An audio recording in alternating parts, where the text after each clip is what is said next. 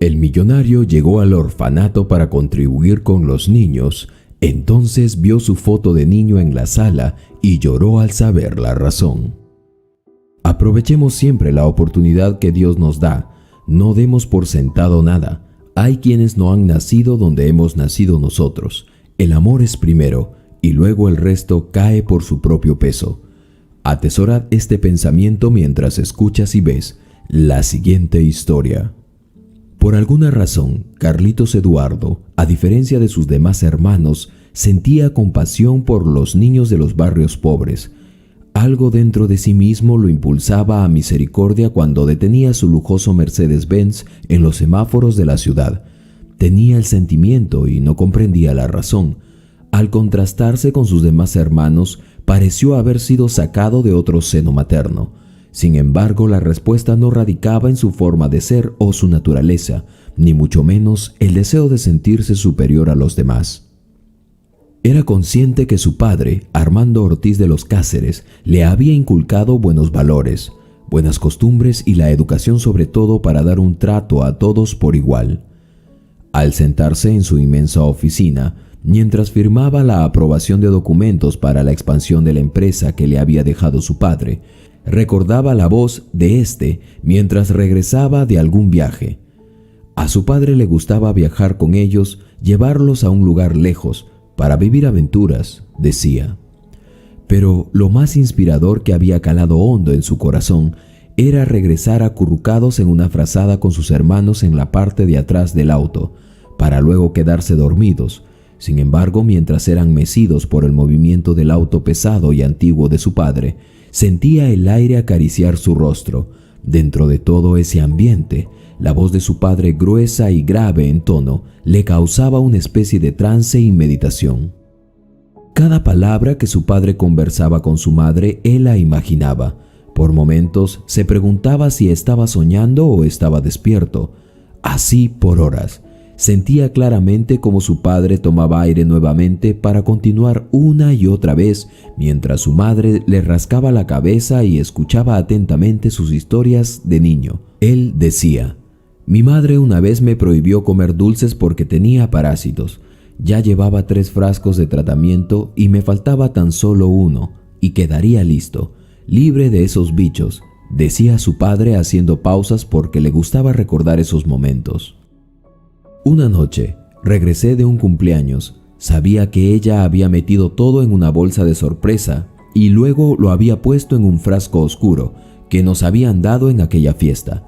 Yo a nadie más obedecía como a mi madre. Escuchar su suave voz me transmitía paz y seguridad. Pero ese día yo realmente deseaba probar algunos dulces. Antes de ir a la fiesta, ella me había condicionado. Me había dicho que iríamos, pero que yo solo comería cosas saladas y poco.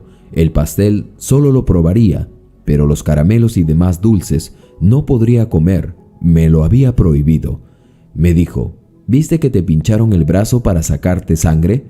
«Sí, mamá», le había contestado yo. «¿Te gustó?» «Claro que no, mamá». «Entonces sé obediente. Terminas el tratamiento y luego ya podrás comer lo que quieras». Yo asentí con la cabeza. Ese había sido el trato con ella para que fuésemos a la fiesta. Creo que esa fue la primera vez en la que tuve que tener la fuerza de voluntad más grande que alguna vez había imaginado. Al llegar allí, estaban todos tomando las golosinas sin restricción alguna, mientras yo estaba como un soldado observando a la nada para no caer. Ese día volvimos de la fiesta a casa y pensando en que los días transcurrirían pronto, me quedé dormido. Al día siguiente, al llegar de la escuela, miraba con deseo casi incontrolable los dulces que mi madre había puesto sobre nuestro viejo refrigerador. Solo me faltaban algunos días y terminaría, pensaba. En ese momento deseaba nunca haber comido frutas sin lavar. Deseaba haber obedecido a mi madre cuando ella me había dicho que después de jugar con tierra debería de lavarme las manos. Esas cosas me pasaban por la mente mientras observaba aquel jarrón de caramelos que yo con tanto esmero había ganado en la fiesta de cumpleaños. Los días pasaron y para mi mala suerte o quizá buena suerte, mi madre siempre estaba cerca. No había forma de que yo hiciera algo o maniobra alguna sin que ella lo supiera. Por esa razón, me había contenido de tomar tan solo uno y correr a esconderme a mi habitación. En mi mente me decía que quizá mamá no me vería lo que hago, pero Dios sí. Me afligía en gran manera por causa de eso. Era pequeño, pero realmente para mí era un desafío mantener mi lealtad a la orden que mi madre me había dado. Sin embargo, dentro de mí había una parte que luchaba para dejar de pensar en aquello. Recuerdo haber ido a mi habitación e intentar terminar mi tarea, cuando entonces mi madre me gritó de súbito: «Armandito, voy a la bodega, no demoro». Al escuchar eso, sabía que por mucho tiempo ella no se había ausentado, al menos no de mí, pero allí estaba la oportunidad. Con ella también vino la tentación y los pensamientos me avasallaron rápidamente, cuando de pronto una idea se me vino a la mente. La tentación me llamaba. Imaginaba que si comía del fruto prohibido como la historia de Adán y Eva, algo me pasaría.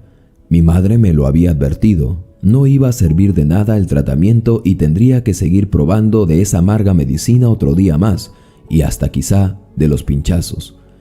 Caray, pensaba, Dios, dame fuerzas. En mi pequeña mente pasaban los recuerdos de lo buena que era mamá. Sentía la culpa antes incluso de tomar algún dulce. En esa lucha me hallaba, cuando mi oído se agudizó. Casi lo pude escuchar. «Toma solo uno, nadie lo va a saber». Al escuchar eso, mi mente fue por las teorías que sustentarían mi desobediencia. Segundos después, estaba yo buscando una silla para llegar. Así me subí rápidamente, pero algo empezó a pasar dentro de mí y jamás lo había esperado. Mi respiración se aceleró, mis piernas temblaban y tenía un cosquilleo en el estómago. Experimentaba algo que jamás había sentido. Luchaba ahora con algo inexplicable. Abrí la tapa del frasco, metí la mano y al introducir hacia el fondo, el frasco no tenía ni peso. Casi se cae. Entonces, sin que yo me diera cuenta, una voz tan clara atravesó mis oídos y esta vez sabía que no era mi imaginación, ni tampoco la voz del enemigo. «¿Buscas esto?». Al voltear noté que era mi madre. Ella corrió y me abrazó. Tiernamente lo hizo. Calmó mi corazón y mis miedos en ese momento se fueron. Entendí entonces que era miedo lo que sentía, pero no miedo a ella, ni mucho menos a los pinchazos. Además, ella jamás me había golpeado, ni siquiera levantado la voz. Sentía miedo de defraudarla, de quebrantar la lealtad que ella me había enseñado a mantenerla. Sentía miedo de que ella creyera que ya no podría confiar más en mí. Mis lágrimas rodaron por mi rostro y siguieron su curso por mi brazo, el cual se entrelazaba en su cuello fuertemente. «Perdóname, mami», le dije. «No tienes de qué. Aquí siempre voy a estar yo para protegerte, y cuando tú no puedas, yo voy a estar allí. Quizá no esté para siempre en tu vida, pero créeme que desde donde esté, si hay un cielo, si es verdad lo que se dice que iremos a ver a Dios, desde allí intercederé por ti, oraré para que tu firmeza no flaquee nunca y hagas las cosas bien». Me observó por última vez secando mis lágrimas y repitió: «Recuerda que cuando ya no puedas, allí estaré yo». Luego ambos nos sentamos frente a la vieja televisión a esperar a papá, y seguido de esto, los tres acabamos los dulces de aquel frasco. Al mirar el calendario de la cocina después de esto, me di cuenta de un hecho curioso. Hacía unos días, mi tratamiento ya había terminado. Habían sido tantas las ganas que yo tenía de probar esos caramelos que ni siquiera había recordado que hacía esos mismos días ya ni siquiera me habían dado medicamento. Era algo mágico, por así decirlo, pero eso había ocurrido. Días después mi padre me tomó de la mano y me diría algo que jamás olvidaría. Él dijo: «Si alguna vez falto, recuérdale a Carlitos esto, que siempre lo tenga en mente. Aprovechemos siempre la oportunidad que Dios nos da. No demos nada por sentado. Hay quienes no han nacido donde Él ha nacido.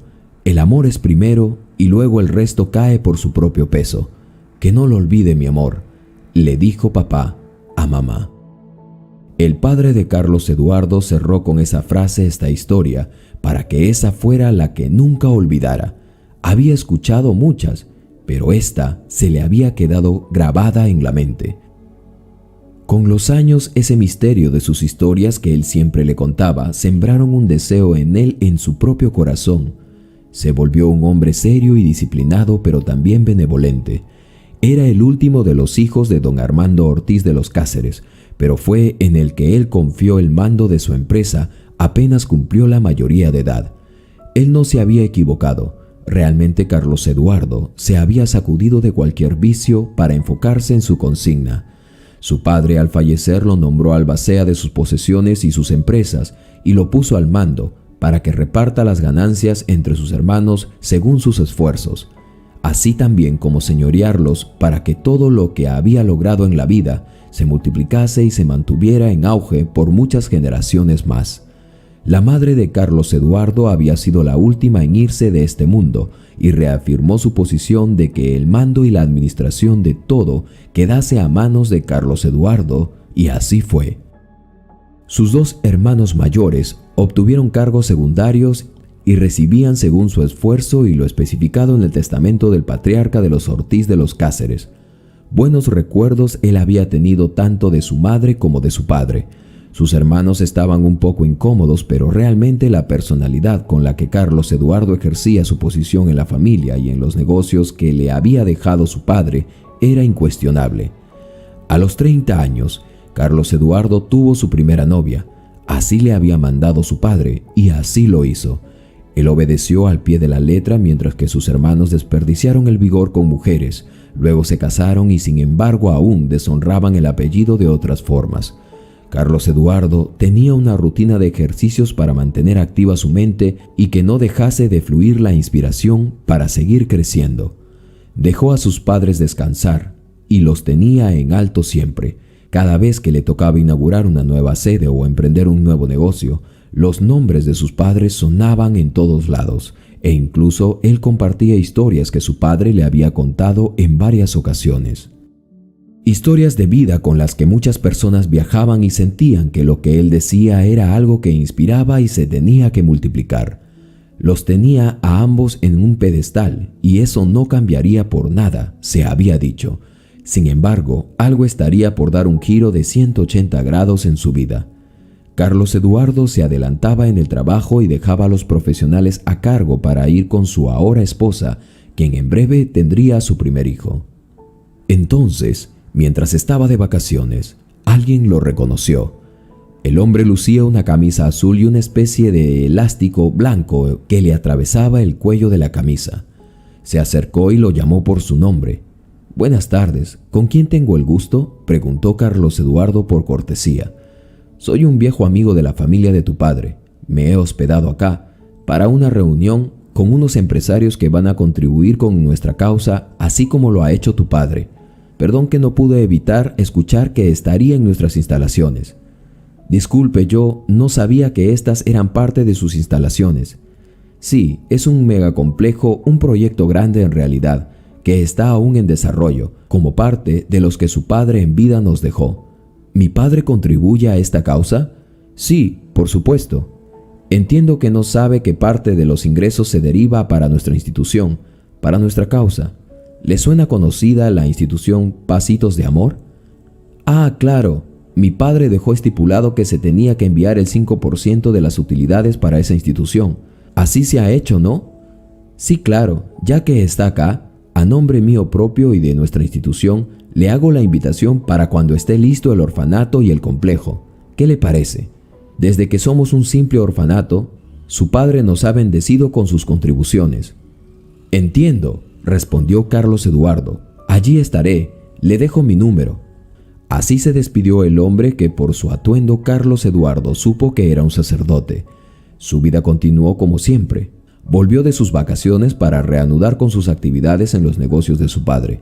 Su hijo nació y nada le había podido dar tanta felicidad que conocer a alguien que fuera igual a él. Lo nombró como su padre y ahora le tocaba a él contar las historias de su propia vida. Él sabía que eso había tenido un efecto en él que lo había convertido en lo que ahora era, un hombre derecho y con una disciplina inquebrantable. Los días se volvieron eternos para él. Cada mañana le dedicó tiempo a su hijo, a su familia, en jugar con su pequeño. Todas estas cosas llenaban su vida.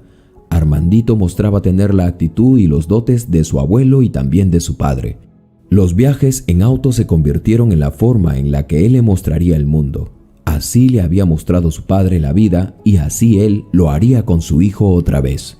La cadena para sostener el legado de su padre empezaba a conectarse con eslabones interminables que no mostraban signos que acabarían alguna vez, al menos no hasta un evento que lo cambiaría todo.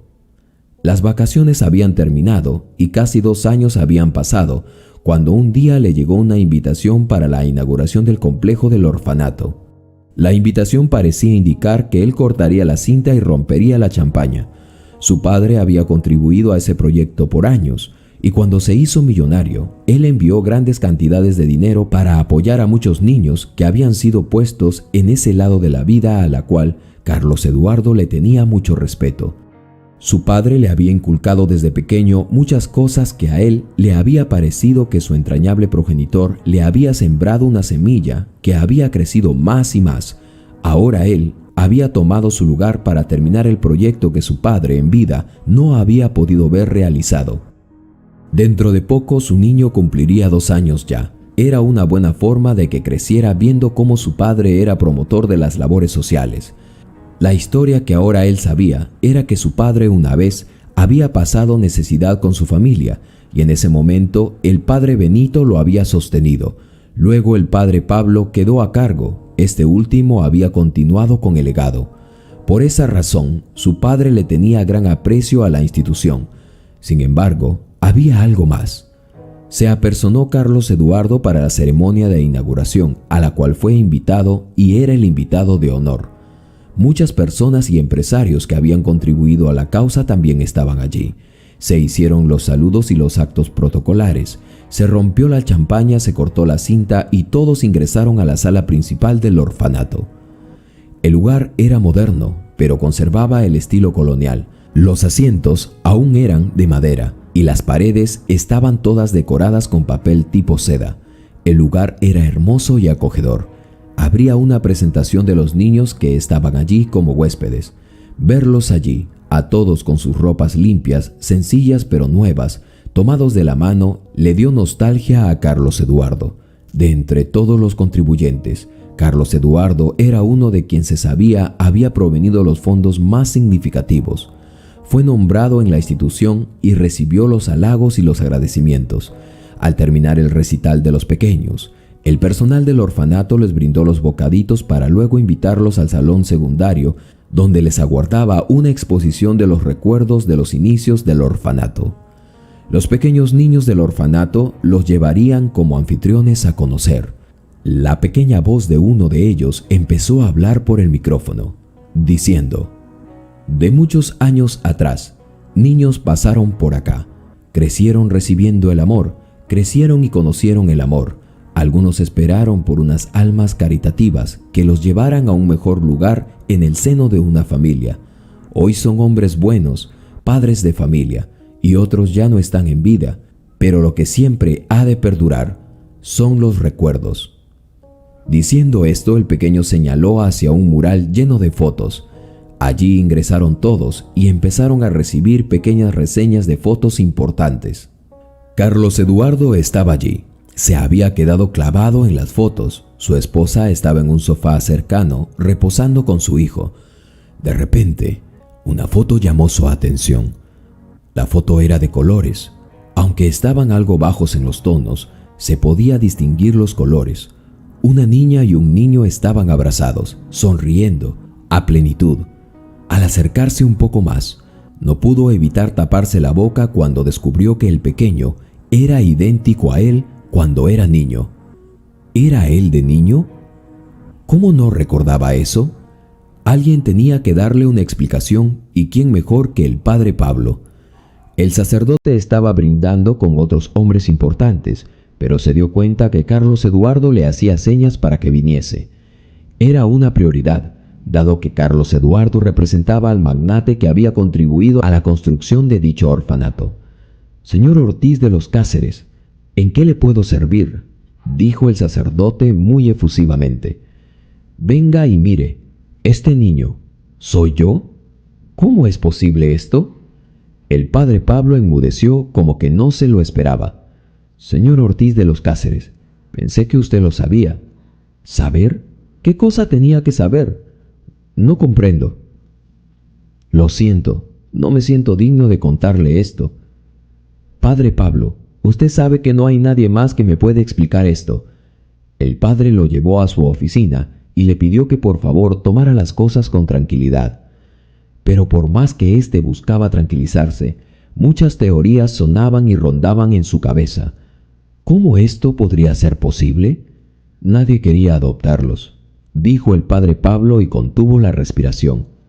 La pequeña que ves allí es tu madre, y el niño es tu padre, Armando.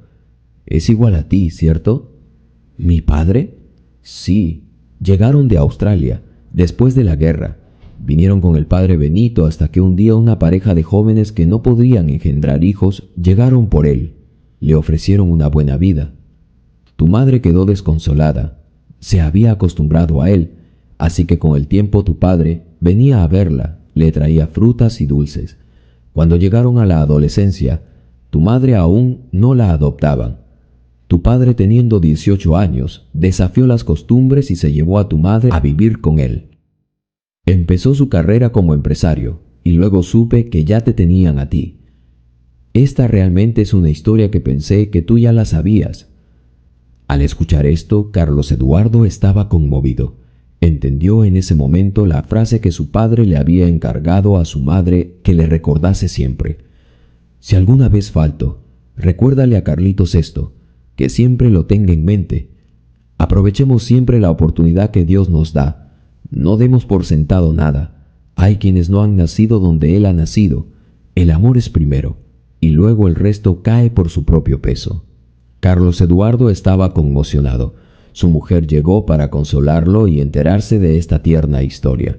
Carlos Eduardo vivió digno y murió digno del apellido de su padre. Sus hermanos mayores con el tiempo entendieron que nada habría salido bien si no fuera porque su padre dejó en buenas manos los negocios. El hijo de Carlos Eduardo tiene en la sala de su casa ahora una reseña de la historia de su padre y sus abuelos, de su legado, para no olvidar nunca cómo surgieron, y que siempre hay que ser agradecidos por lo que tenemos, así sea poco. Hay quienes de seguro han nacido en peores condiciones que la de nosotros. Eso es un hecho. Qué inspiradora historia, amigos y amigas. Sin dudarlo, es una historia que debemos compartir. Si la hemos escuchado y no estamos suscritos, debemos hacerlo. Es gratuito. Así más historias como estas recibirás desde tu tablet, computadora, celular o de donde quiera que te conectes. Siempre un latido de corazón y vida vendrá a ti. Soy tu amigo de siempre, Carlos Matthews. Nos vemos hasta la próxima historia.